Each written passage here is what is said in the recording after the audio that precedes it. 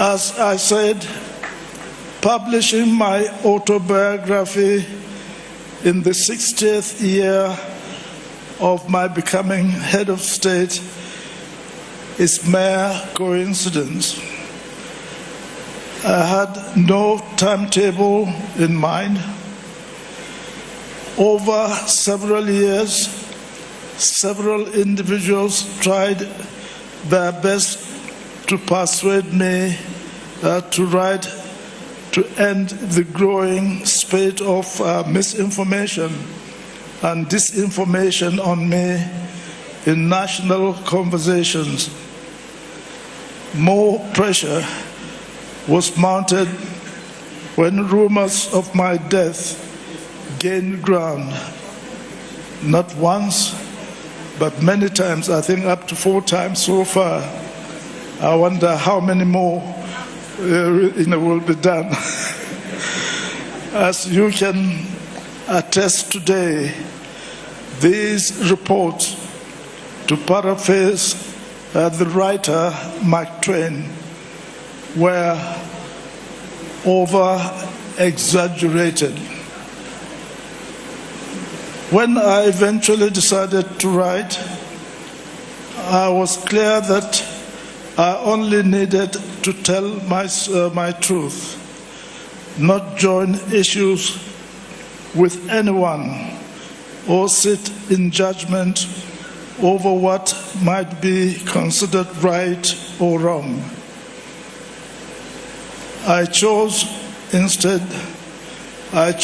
this path over my former stance to maintain silence, conscious of the need to preserve institutional memory through a truthful documentation of my experience. Speaking out also became necessary because my story and that of Nigeria were too intertwined. So I needed to mind the gap and avoid feeding negative narratives that could reopen old wounds.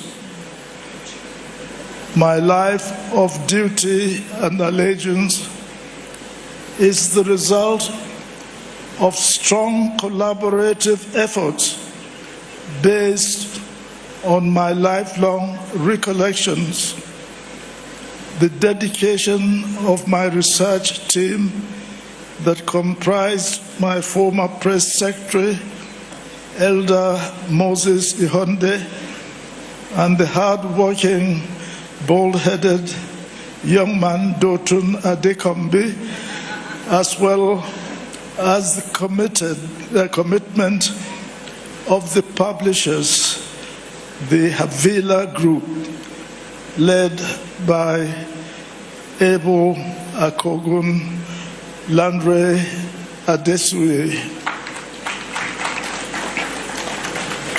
But the book is not celebration of me. Rather, as I wrote, it is my modest attempt at expressing gratitude for the opportunity to serve Nigeria and to dream alongside individuals and groups that shared a boundless faith in our nation's future.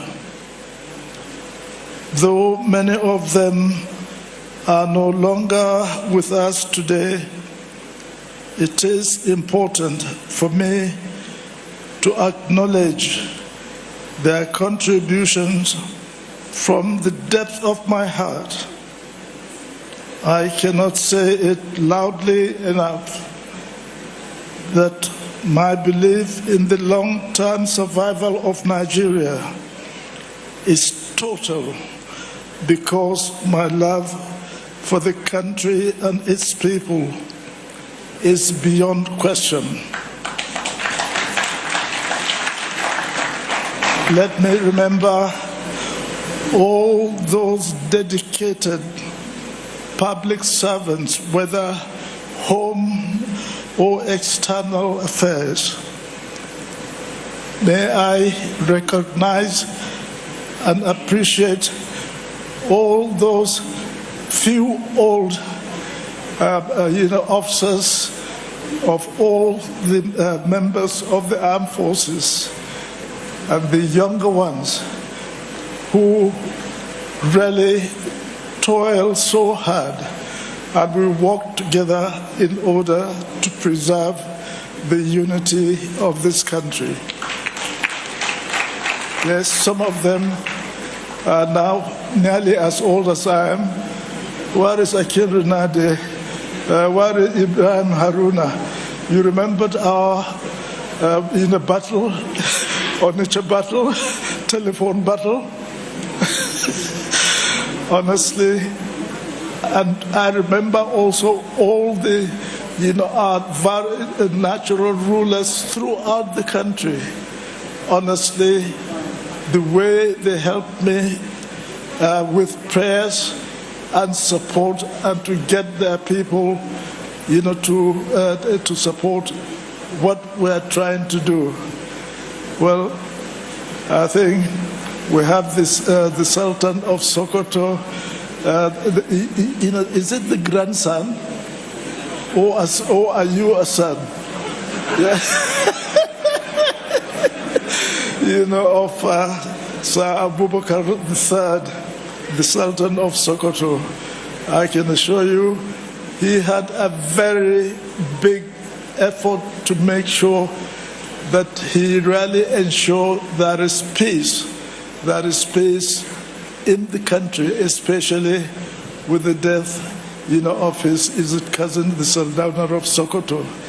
And I know the way he came to Lagos on a number of occasions in order to sue for peace so that Nigeria can continue.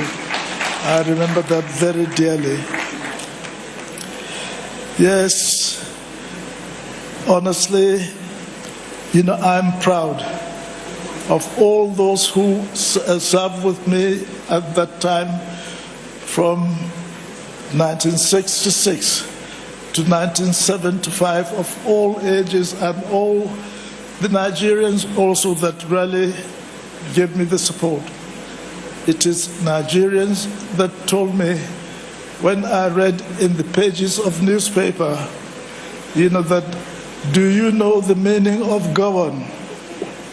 I said, meaning of Gowon? Well, I know the meaning of Gowon, but what is it? So I read from that newspaper. I don't know whether it was Herald in a newspaper, but when I read Observer, when I read that paper, and I saw that it says, the meaning of Gowon is go on with one Nigeria, I was surprised.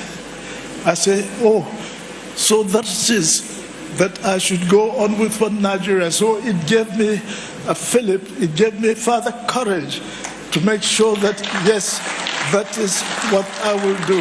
And I will ask all Nigerians to help me do that. And I can assure you, all Nigerians, that is all part of the country, rally round. And this is where I want to remember one young man, Ukpabi Asika, a university lecturer. When I was looking for somebody that will now help me to look after the East, at that time. So I asked Obasanjo to please, contact some of the senior lecturers at the University of Ibadan, to find me somebody that I think is brave enough, to be able to accept to be either the governor or administrator in the East.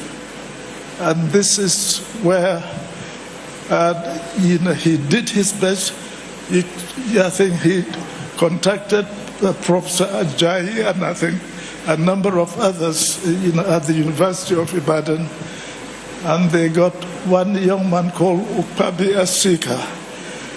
And when he came to see me, I said to him, this is a task that I will not, if you are my brother, I will advise you not to take this, this suggestion. But from all that I heard from that young man, well, he was probably about the same age. What I heard of him, I was convinced that he has the courage, he has a belief and love for Nigeria, and certainly does not want the East to break away from Nigeria. And he accepted. And I can assure you, for what he did to look after the Eastern region at that time, for what he did, I was really very touched. And for that reason, we cannot afford to do anything that is going to harm or hurt, or leave a bad impression, from the East. I understand that his son, Asika, I think, are you here? If you are here, you better stand up so that I can see you, because I haven't seen you for many years. Oh, what? There you are. Thank you. Nice to see you. Now, today, Nigeria has again launched another cycle of preparation towards the general election in 2027.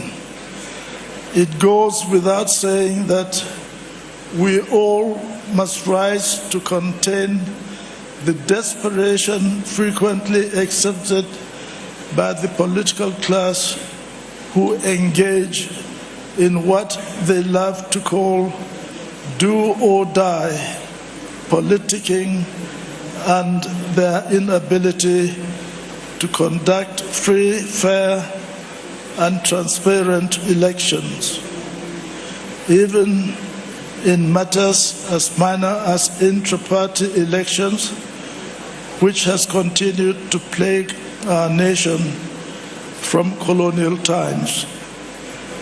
We must not give room to the naysayers who see no good in our nation and would rather label it as a failed nation. Each time I reflect on my service to my country, I become further persuaded that Nigeria can get better and achieve her potentials as the giant of Africa. On my watch as head of state, the country did not fall, and I am confident that the nation, despite all its challenges, still will not fall.